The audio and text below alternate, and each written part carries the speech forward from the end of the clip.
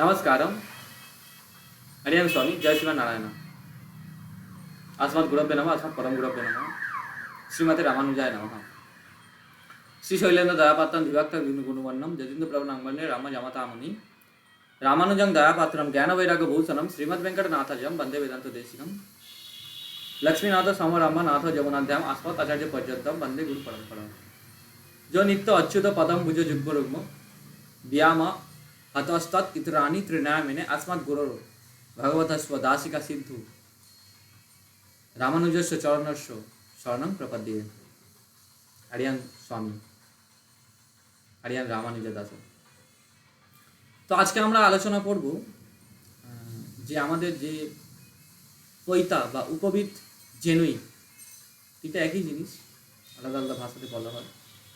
এই পৈতার গ্রন্থি কটা করে হয়, কিভাবে হয়? তো কৃষ্ণ যজুর্বেদ অনুযায়ী যে পৈতা রয়েছে, তিনটে করে সুতো একসাথে বাঁধাকে বলা হয় ব্রহ্মগ্রন্থি। উত্তর ভারতে এটাকে ব্রহ্মগ্রন্থি বলা হয়। শুধুমাত্র শ্রীরঙ্গম থেকে একটা জেনুই বা উপবিদ পাওয়া যায় যার মধ্যে ব্রহ্মমুরিচ থাকে। তো ব্রহ্মমরিচ ঠিক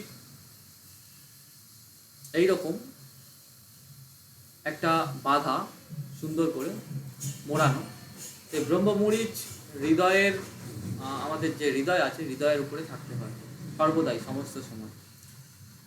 এই রকম তিনটে সুতো দিয়ে একটা করে ব্রহ্মমরিচি হয়, এটাকে বলে এক গ্রন্থি। এইরকম একজন ব্যক্তি তার জীবনকালে মাত্র 4 গ্রন্থি সময় অনুযায়ী পড়তে পারে। প্রথম, তার ব্রহ্মচারী অবস্থায় যখন তার 12 বছরের মধ্যে উপনয়ন সংস্কার হয়, তখন তাকে এক গ্রন্থি দেওয়া হয়, যার মধ্যে 3টে সুতো থাকে, যাকে 3টে সুতোর আলাদা আলাদা নাম বলা হয়। সেই নামগুলো হচ্ছে কি ইরা, পিঙ্গলা আর সুষমা। আমাদের শরীরের মধ্যে যে 3টে স্নায়ু রয়েছে, এই স্নায়ুকেই নির্দেশিকা করে। দ্বিতীয় হচ্ছে বিবাহের সময় 2টো এরকম থ্রেড পড়তে হয়, যার মধ্যে 6টা সুতো থাকে, যাকে 2 গ্রন্থি বলা হয়। গৃহস্থদের জন্য 2 গ্রন্থি। প্রথমে তো তাদের মধ্যে ইরা, পিঙ্গলা, সুষমা রয়েছে, পরে তাদের মধ্যে যোগ হয় পিতৃঋণ, দেবঋণ আর ঋষিঋণ। এবং এর পরের স্টেপ হচ্ছে পানপোস্ত, তার মধ্যে আরও 3টে যুক্ত হয় বা 3 গ্রন্থি পড়া হয়, এবং সন্ন্যাসের সময় 4টে বা 4 গ্রন্থি পড়া হয়। যদি কেউ ব্রহ্মচারী থেকে ডাইরেক্ট সন্ন্যাস হয়ে যায়, তখন তার 3 গ্রন্থিই থাকে। ওকে, যখন এই স্টেজগুলো কেউ পার করে, তখন তার টোটাল 12টা থ্রেড হয়। তো বিশেষত দক্ষিণ ভারতে শুক্লা যজুর্বেদীতে 1টা ব্রহ্মচারীদের জন্য, 2টো গৃহস্থদের জন্য এটা অধিক দেখা যায়। আর সন্ন্যাসীর জন্য 12টা খুব কম দেখা যায়। অনেক অনেক ক্ষেত্রে সন্ন্যাসীদের 3টেও দেখা যায়, যেমন চিন্নাজিওর স্বামী ইত্যাদি যে সমস্ত সন্ন্যাসী রয়েছে। আবার অনেক সন্ন্যাসীরা গৃহস্থর পরে তারা সন্ন্যাসী হয়, তার জন্য তাদের 12টা থাকে। তো চিন্নাজিয়ার স্বামী ব্রহ্মচারী থেকেই ডাইরেক্ট সন্ন্যাসী, তাই তার 3টে। সেগুলো আলোচ্য বিষয় নয়, বিষয় হচ্ছে এর নাম কি। তো এই নামগুলো জেনুইন নাম। অনেকে বলা হয় যে 9টা গুণ থাকে, 12টা গুণ থাকে, এগুলো সম্পূর্ণ একটা ভুল ধারণা। এগুলো এর গুণের সঙ্গে কোনো সম্পর্ক নেই। সুতোর এগুলো যে থ্রেডগুলো নাম, একটা করে গাঁটের মধ্যে 3টে করে সুতো, যেগুলোকে 3টে ঋণের প্রতিনিধিত্ব করে, 3টে করে ঋণের প্রতিনিধিত্ব করে।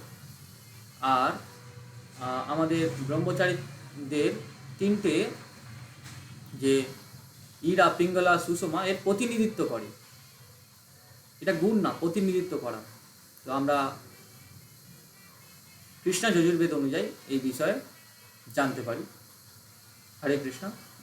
ভালো লাগলে লাইক সাবস্ক্রাইব করবেন, কারণ ভিডিওগুলো আমি প্রথমেই বানাচ্ছি, আমার ভিডিও বানানো সম্পর্কে কোনো আইডিয়া নেই। আর এই ইনফরমেশানগুলো শুধুমাত্র বাংলাতে দেওয়ার জন্যই বানাচ্ছি, কারণ আমি চাই যেটা আমি জানতে পেরেছি সেটা আরও সবাই বাংলাতে জানতে পারে।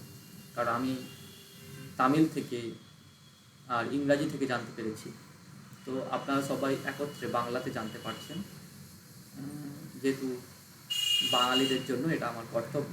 তাই আমি এই ভিডিওটা বানাচ্ছি, করছি। এতে পার্সোনাল আমার কোনো অন্য চিন্তাধারা নেই। জয় শ্রীমান নারায়ণ, হরে কৃষ্ণ।